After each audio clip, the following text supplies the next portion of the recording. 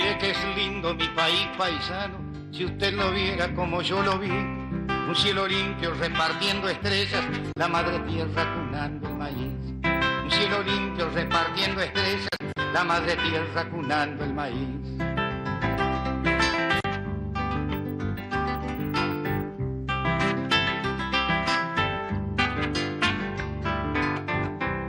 Mira que es lindo su país paisano, los cuatro rumbos que le conocí.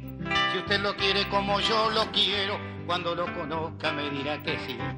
Mira qué lindo es su país paisano, los cuatro rumbos que le conocí.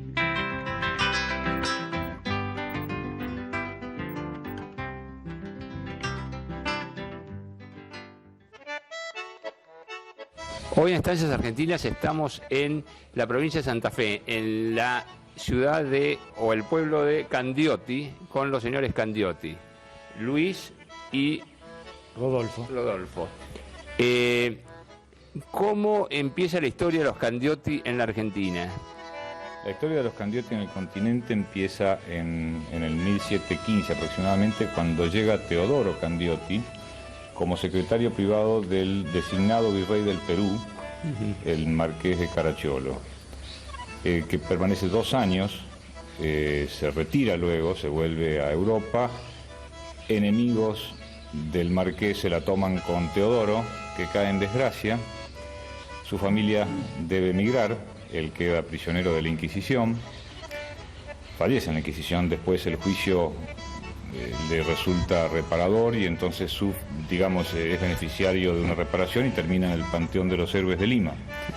La familia ya se había venido, el hijo, Antonio, viene a Santa Fe, al Río de la Plata, recala en Santa Fe, deja a su mujer y a su hijo, que era Francisco Antonio, y este Antonio, hijo de Teodoro, termina siendo y fallece como gobernador de La Serena, en Chile.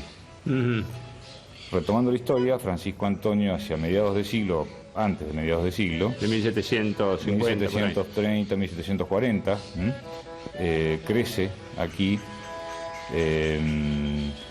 Francisco Antonio muere en el año 15 a la edad de 83, creo que era.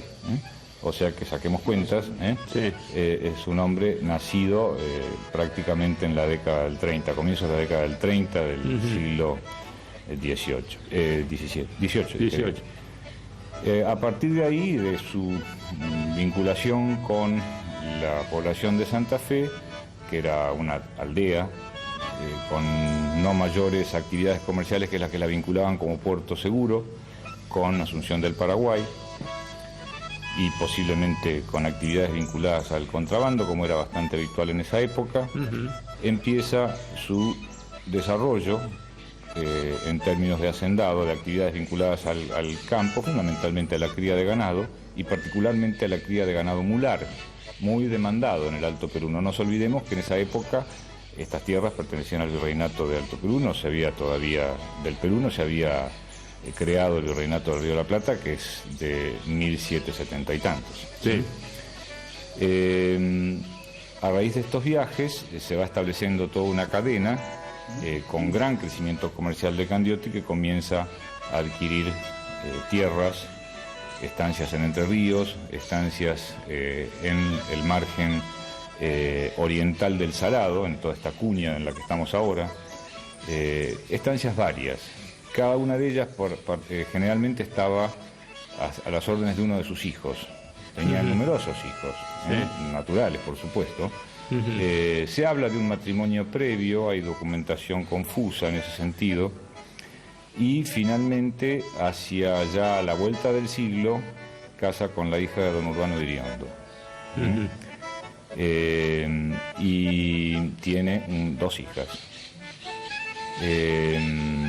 Su crecimiento en toda la segunda mitad del siglo fue insostenido y llegó a ser una de las fortunas probablemente más destacadas de todo el continente. Claro. Podemos decir, sin exagerar, que la principal industria de lo que sería el virreinato del Río de la Plata era la de las mulas, entre los años 1650 al 1800. Don Francisco Candioti era el principal productor. Criaba sus mulas en sus campos de Entre Ríos y Santa Fe. Preparaba sus arrias, es decir, caravanas de mulas, para que llegasen a las ferias de Salta, principalmente a la de Sumalao, entre marzo a junio. Allí se vendían e invernaban para salir en primavera hacia Potosí. Sus minas eran grandes consumidores de mulas. El comercio con el Alto Perú consistía en el transporte desde Buenos Aires en carreta hecha en Tucumán por las planicies hasta Salta. Luego la mula. Los caminos angostos y pedregosos y de alturas de hasta 5.000 metros eran solo aptas para la mula, un híbrido cruza de burro con yegua. Los españoles adoptaron los caminos de montaña de los incas, que se movían con llamas, pero esta no cargaba lo que la mula, que se permitía cargar hasta los 25 kilos por las autoridades, norma no respetada, por supuesto. El arrea de mulas podía llegar a ser de hasta no más de 1.500 animales, pues temían estampidas por ser un animal muy sensible. La cuidaban un capataz, 1 o 2 ayudantes y 15 peones. Francisco Candioti tenía permiso para vender 20.000 mulas al año al Alto Perú. Grandes productores eran los jesuitas de Córdoba, en sus estancias para financiar la universidad, por lo cual llamaban a la de Córdoba la Universidad de las Mulas, con doble sentido. Porque Candioti llegaba a mandar entre 6.000 y 8.000 mulas por año a Potosí. Potosí era la gran industria de España, o sea, la gran producción de España hacia 1750, 60, era la plata de Potosí. Y las mulas eran lo que tenían que, para el transporte era en base a mulas, no había caminos como para carretas. El trabajo en minas y el flete, todo se hacía en base a... Y la llevada del mercurio necesario para el proceso de la extracción de la plata. El mercurio llevaban las mulas y volvían con la plata. Y la traían hasta acá, o la salían cuando con el bloqueo inglés del Caribe, no pueden salir por el Pacífico, tienen que salir por... Y esa es la única importancia de Buenos Aires, es la salida de la plata del Alto Perú, y no valía otra cosa, solo el cuero. Los cueros y las actividades de contrabando. Así que nuestra gran industria era la mula, y sobre todo Candioti, que era el príncipe de los gauchos, ¿no? Sí, señor. ¿De dónde era Candioti? Nosotros, mi bisabuelo pudo rastrear el apellido, y hay en el siglo XVII y en el siglo XV hay Candiotis registrados en Venecia. Es muy probable que a partir de Lepanto, Candiotis hayan venido de Europa Oriental y de Asia Menor hacia Venecia. ¿Por qué digo esto? Porque ya un pariente nuestro que actuó en la diplomacia en la década del 30, 40, ya nos había advertido que el apellido estaba vinculado con Grecia y con eventualmente la isla de Candia y los naturales de Candia, que son los candiotas. Sin embargo, a mí me tocó estar en Atenas hace 10 años y recurrí a lo más elemental, que es la guía telefónica. Yo sabía cómo se escribía el apellido Candioti a raíz de los datos que nos había pasado Alberto Candioti, este pariente diplomático, y lo busqué en la guía y pedí a algún griego que me lo ubicara. Y el griego no solamente me lo ubicó, sino que muy gentilmente rompió la página de la guía telefónica y me la dio. Y entonces me encontré con unos 5 o 6 Candiotis, empecé a llamarlos, y al primero que hablaba en inglés, que era una señora que se llamaba Eleni Candioti, le pedí datos. Bueno, el apellido es muy antiguo, está en Grecia desde muchos años, desde siglos, y es originario de Asia Menor. Esos son los datos que yo pude recoger. Pero registrados en documentación desde el siglo XVI-XVII en Venecia.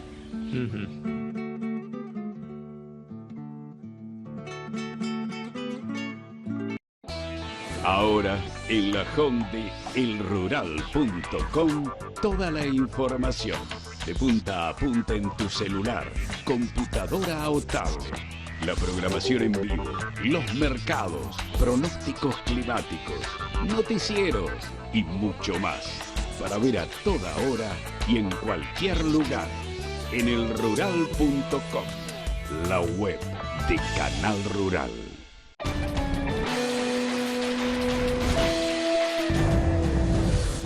Toda la tecnología de precisión está al servicio del productor y de las distintas actividades agrícolas. De la mano de Campo de Precisión, Los jueves a las 20:30 por Canal Rural.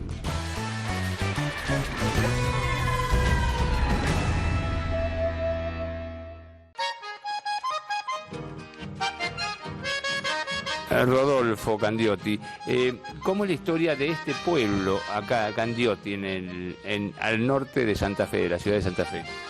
Bien, el pueblo oficialmente, digamos, su nacimiento es el decreto de aceptación de la donación de tierras por parte de nuestro abuelo, Marco Rodolfo, el 17 de agosto de 1903, de acuerdo con la ley de colonización vigente en esa época, que era una ley creo que del año 84 aproximadamente. No obstante, Candioti como asiento poblacional ya preexistía, es decir, no había un conglomerado urbano, pero había familias distribuidas en la zona, digamos, en los campos, que eran campos de Aldao, en el mismo Recreo, que es una población que queda a 10 kilómetros al sur de Candioti.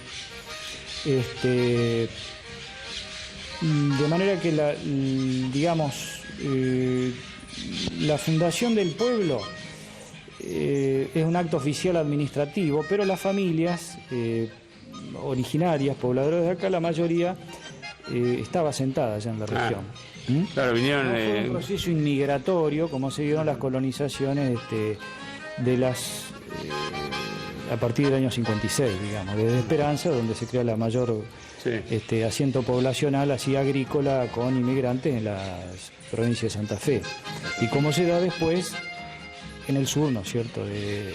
Que es un proceso que está ligado muy con el puerto, es decir, con las actividades portuarias. La creación del puerto Rosario es muy importante.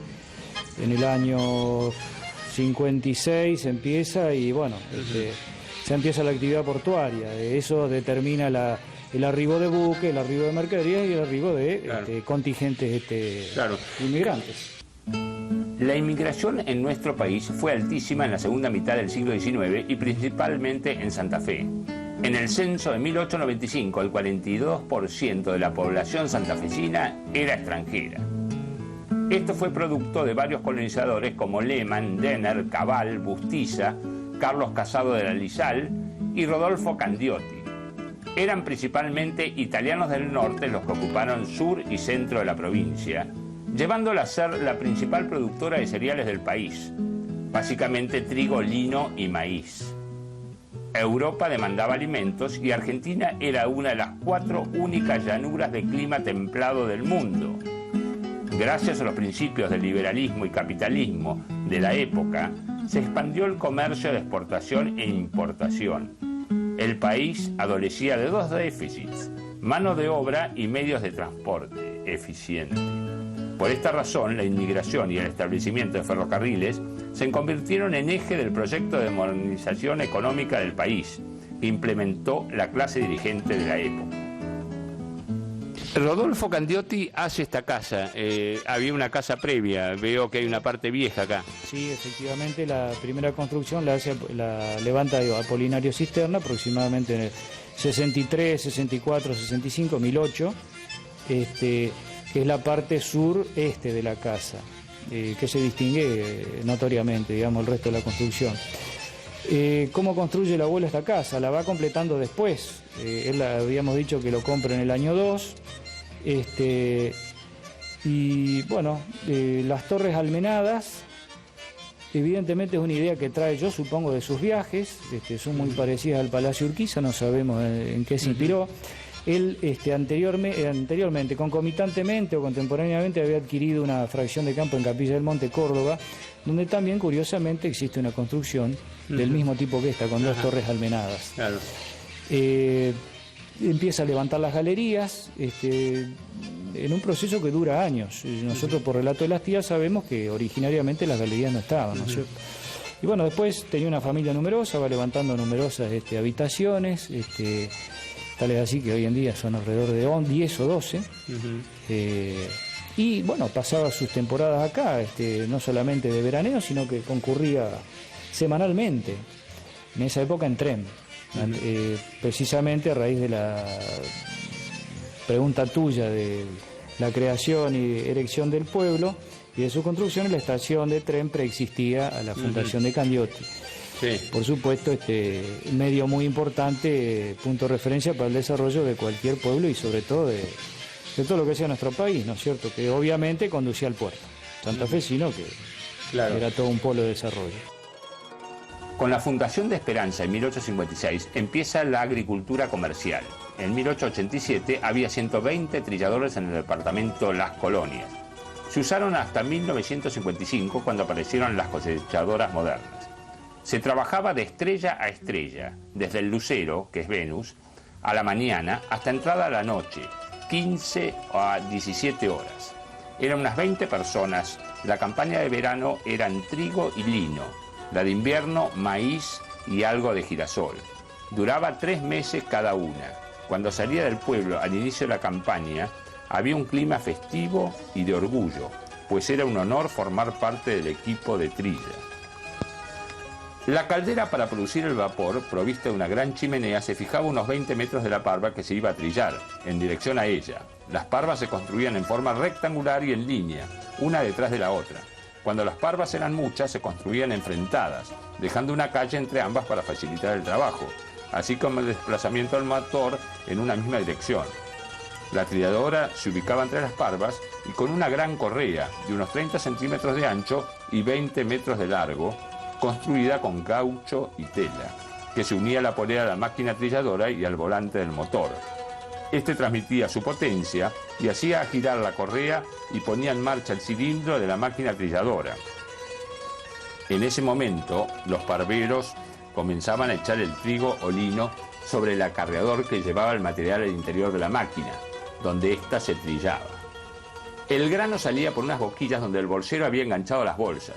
Una vez que éstas se llenaban, el costurero las cerraba cosiendo su boca, mientras el bolsero había pasado a una segunda boquilla donde se llenaba otra bolsa.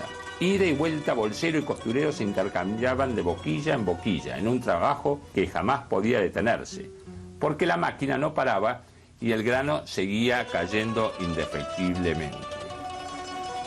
A la mañana comenzaba la actividad cuando aparecía el lucero, que anuncia el amanecer.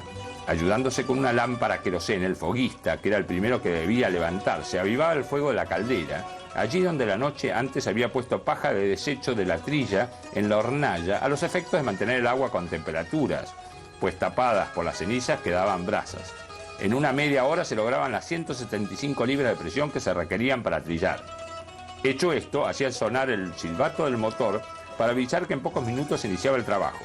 En el interín, el cocinero había preparado el desayuno, que normalmente consistía en bifes con salsa de cebolla, tomate, ajo y pimiento, más medio litro de café negro que se servía en una gran taza de loza. Se comenzaba cuando clareaba, antes que saliera el sol, y a las 7:30 se hacía un alto para desayunar.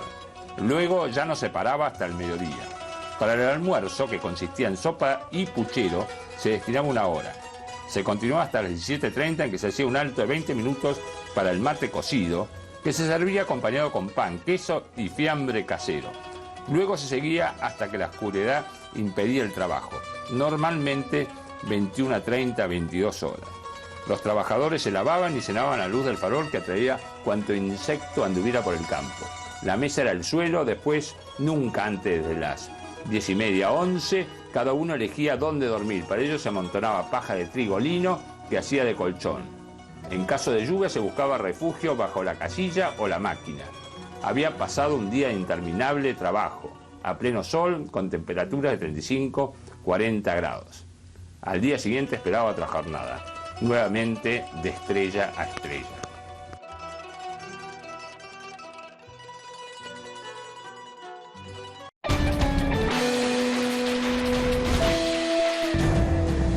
Desde Rojas, Leyes Naturales nos lleva de la mano para adentrarnos en historias de vida, de parajes y recorrer el alma y los paisajes de sus protagonistas.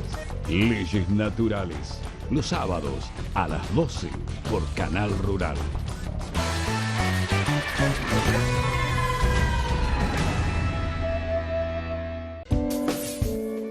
Ya comienza producción.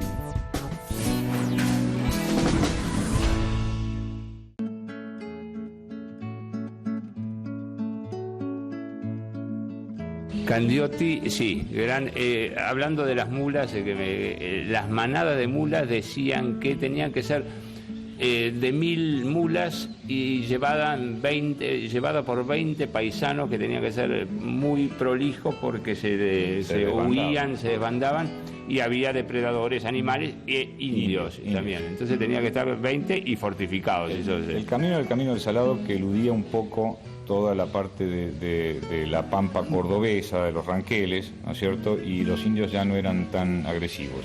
Sí. Y después eludía el Valle Calchaquí hasta llegar al norte, donde se metía, y una de las estaciones de invernada era la hacienda de Molinos, en Salta. Que hay recuerdos de Candioti en los registros de esta hacienda, ¿no es cierto? Y después sí ya se seguía. Claro, porque tenían que invernar, porque no eran de tanta, no podían viajar tanto las mulas, hacían 1000 kilómetros por año, o sea, unas 200 leguas. Y en Salta se hacía también la feria, ¿no? De mulas en Salta. Sí, y después los compradores la llevaban para... En una época se llegaba hasta el Alto Perú, después ya no hacía falta. En Salta y otras estancias aparte de Hacienda, de la Hacienda de Molinos, eran los lugares donde después venían del Alto Perú a la compra de este material. Sí, sí. Y por supuesto Candioti venía con su caravana luego con alguna mercancía. Claro. Proveniente del Alto Perú al Río de la Plata. Lo describen al príncipe de los gauchos, como lo llamaban, porque además era un señor muy elegante, ¿no? Sí, sí. Contame la descripción.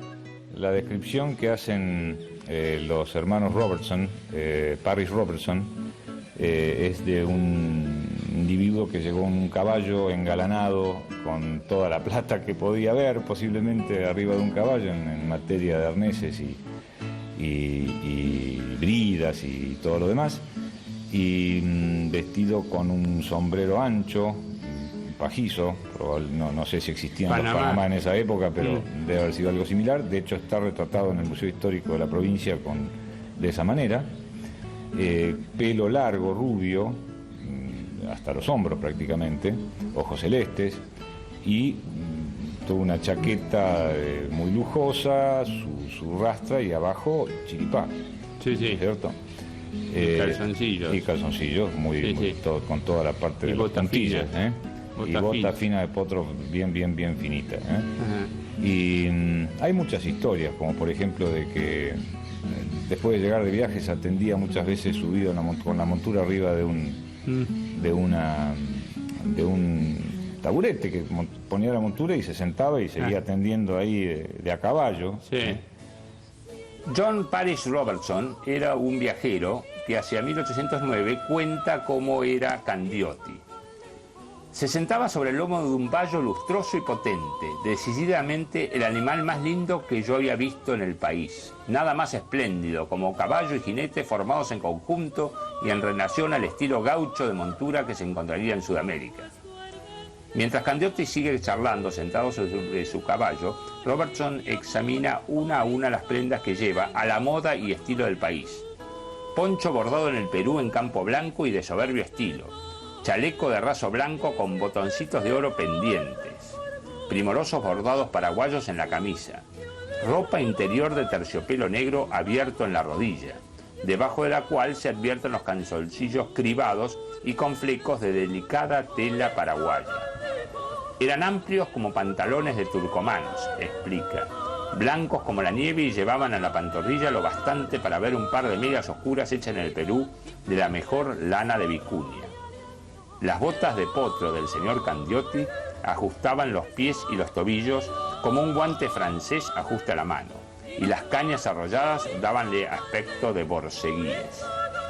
Pesadas espuelas de plata y un pintoresco sombrero de paja y faja de seda punzó en la cintura completaban el atuendo del jinete, cuya cara de corte netamente griego y semblante tan sano y rubio como si hubiera pasado la vida en Noruega, en vez de cabalgar en las pantas, despiertan la admiración del traficante, don Robertson Parris. Bueno, Macanudo, muchísimas gracias, Luis, Rodolfo, muchas gracias por esta... Gracias a vos, Ricardo, y nos ha gustado mucho tenerte aquí. Bueno, gracias.